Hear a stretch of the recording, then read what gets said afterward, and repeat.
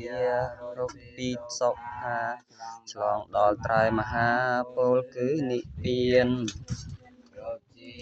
គំនិតខ្ញុំកើតពីសិលនិងទានគំនិតខ្ញុំកើតកំណើតខ្ញុំមានមគ្គផលជាស្ពានដល់ឋានថ្លៃថ្លាទៅដល់មេត្តាបិតាជាយាចាគុណញាតិកា7សន្តានរស់នៅក្តីណាលោកម្ចាស់ចែកឋានសូមជូនមគ្គផលកុសលកានសូមសុខក្សេមក្សាន្តដល់ឋានផុតទុក្ខបានិវេតយំសព្ពេ